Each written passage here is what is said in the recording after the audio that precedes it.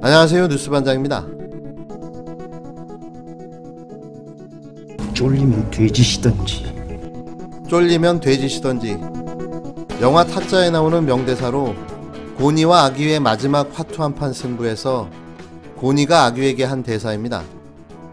12일 국힘당 김종인 비상대책위원장이 이대로는 대선에서 진다, 비대위를 더 못 끌어갈 수도 있다라는 다소 충격적인 발언을 해 세간의 관심이 집중됐는데요. 그의 이런 발언에 문득 생각이 난 말이 영화 타짜의 명대사 쫄리면 돼지시던지였습니다. 물론 엄살반, 군기잡기 반의 목적을 노려 한 말인데요.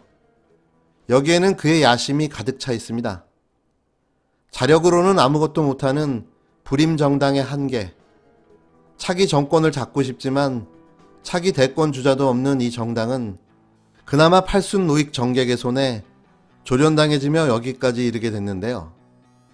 진작에 없어져야 할 정당이 인공호흡기를 달고 까딱까딱 회생해 나가고 있는 거죠. 그러다 보니 김 위원장의 발언이 그들에게는 위기감으로 느껴질 수밖에 없는데요. 자신의 존재감을 다시 한번 이들의 머릿속에 각인시키고자 하는 의도인 거죠. 매번 말씀드리지만 이 팔순의 노정객은 아직도 대권이라는 큰 도전을 생각하고 있습니다. 물론 자신만의 개꿈이지만 말이죠. 국힘당 김종인 비상대책위원장이 12일 이런 식으로 하면 대선에 진다며 위기감을 드러냈는데요. 김 위원장은 이날 비대위 회의를 앞두고 비대위원 및 주요 당직자들을 앞에 두고 이같이 말했다고 복수의 참석자들이 전했습니다.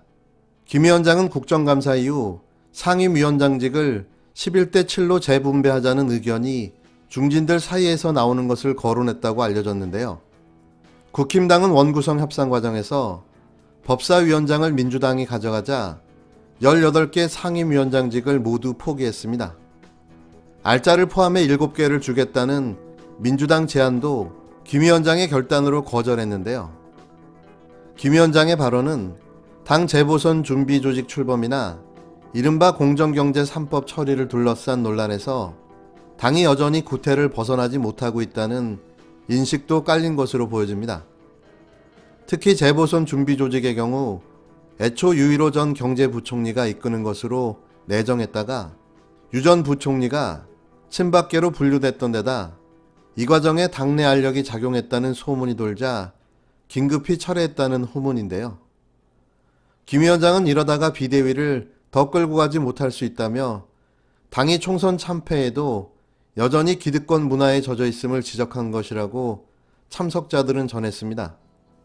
김 위원장이 서서히 본심을 드러내고 있습니다. 하지만 그게 잘 될지는 모르겠지만 말이죠.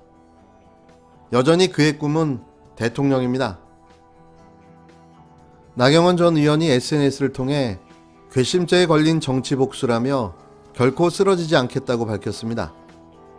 누가 누구에게 복수를 한다는 거죠? 괘씸죄라면 본인이 누군가에게 괘씸한 짓을 했다는 건데요. 본인도 그걸 알고 있다는 건가요?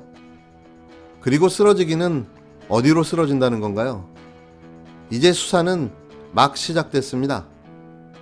자녀 의혹 등으로 검찰 수사를 받고 있는 나경원 전 미래통합당 의원이 12일 신동군 더불어민주당 최고위원이 공식 석상에서 나 전 의원의 수사를 압박하고 추미애 법무부 장관이 이에 호응해 압수수색까지 벌였다며 더불어민주당 최고위원까지 나서 검찰에 나경원 수사 가이드라인을 주고 있다고 주장했습니다.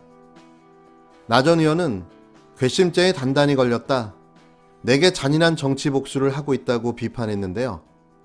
이에 신 최고위원은 아마도 나경원 전 의원이 경험한 세계가 저런 망상적 피해의식을 불러오지 않았나 조심스럽게 추론해본다고 맞받아쳤습니다. 나 전 의원은 이날 자신의 페이스북에 올린 글에서 잔인한 정치 복수국을 하고 있다면서 민주당 최고위원과 추미애 장관과 함께 검찰을 움직여서 죄기 없는 죄라도 뒤집어 씌우고 말겠다고 윽박지르고 있는 것이나 다름이 없다고 말했는데요. 그는 이어 이번에는 아예 제 항변마저 틀어막겠다는 것으로 신동근 의원이 빨리 오길 바란다는 그런 날은 아마 이 정권이 꿈꾸는 검찰 장악이 완성된 그런 날이 아닐까 싶다고 꼬집었습니다.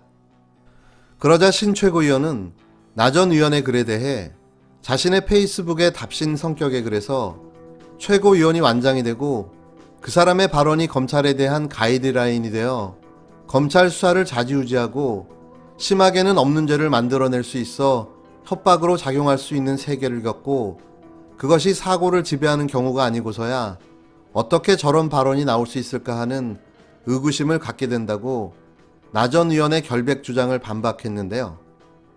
당 원내대표를 지낸 나 전 의원이야말로 권력을 쥐고 검찰을 좌지우지하는 그런 생활을 해온 게 아니냐는 취지로 해석됩니다. 그는 검찰에 나가 자신의 죄 없음을 증명하면 될 일이라며 더할 것도 없고 뺄 것도 없다. 쓰러질지 않을지 그때가 되면 진실로 드러날 것이라고 꼬집었습니다. 신 최고위원은 이날 오전 당 최고위원회의에서 나 전 의원은 자신의 고발건에 대해 근거 없는 자신감을 갖고 있는 듯 하다면서 검찰은 1년간 나 전 의원을 소환하지 않고 안 소장만 10차례 조사했고 주임 검사만 5차례 바뀌었다. 나 전 의원이 자신감을 가질만 하다고 비판했는데요.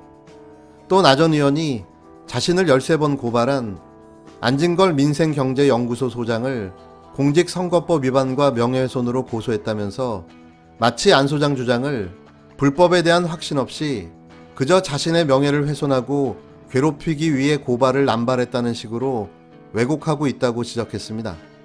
신 최고위원은 그런데 현실은 자신감을 뒷받침하고 있지 않는 걸로 보인다면서 딸의 성신여대 부정 입학에 대해 탐사 보도한 뉴스타파가 2심까지 무죄, 연관된 행정소송도 2심까지 같은 결과가 나왔다고 짚은 뒤 오래지 않아 나 전 의원의 자신감이 근거가 있는 것인지 근거가 없는 허세였는지 드러날 것으로 그런 날이 빨리 오기를 기대한다고 나 전 의원을 조소했습니다.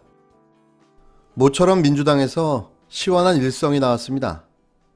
바로 이런 걸 국민들이 원하는 거죠. 해야 할 일을 제대로 하는 거, 해야 할 말을 해야 할 때 거침없이 따져묻고 지적할 수 있는 그런 여당을 원하는 겁니다. 여튼 이번 나경원에 대한 통쾌한 대응을 보여준 신동근 의원에게 박수를 보냅니다. 더욱더 멋진 모습 기대하겠습니다.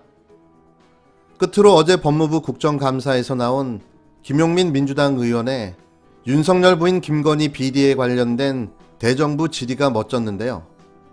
방송은 고사하고 신문 뉴스조차 나오지 않아 이 내용을 전하며 마무리하겠습니다. 지난해 윤석열이 검찰청장 후보자로 내정되자 그의 부인 김건희가 주최하는 야수파 걸작선야라는 전시회에 4개의 협찬사가 16개 대기업 협찬으로 늘어났다는 내용인데요. 이는 협찬한 기업들이 검찰 수사를 받고 있어 이해 충돌 및 대가성이 의심된다는 날카로운 질의였습니다. 누군가는 이걸 보고 뜨끔했겠죠. 잠은 잘 주무셨는지 모르겠습니다. 앞으로 출범될 공수처가 점점 기대됩니다.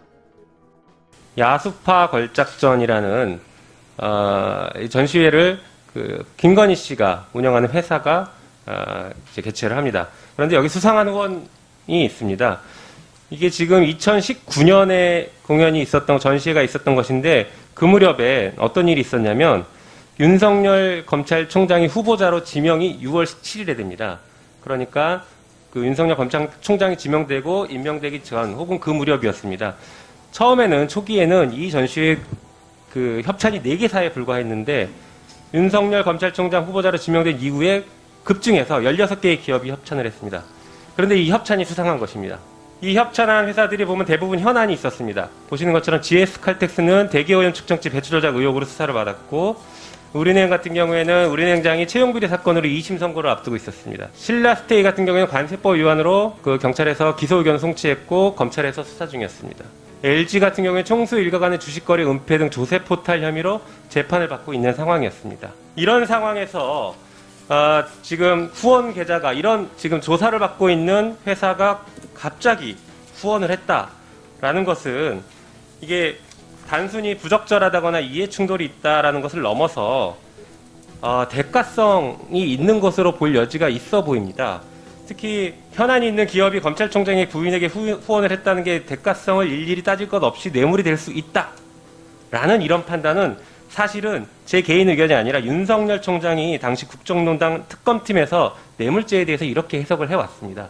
다시 말해서 윤석열 총장이 국정농단 사건에서 뇌물죄를 평가했던 그 방식 그대로 지금 윤석열 총장의 부인이 이렇게 뇌물 혐의가 존재하는 것이 아닌가라는 매우 강한 의심이 드는 상황입니다.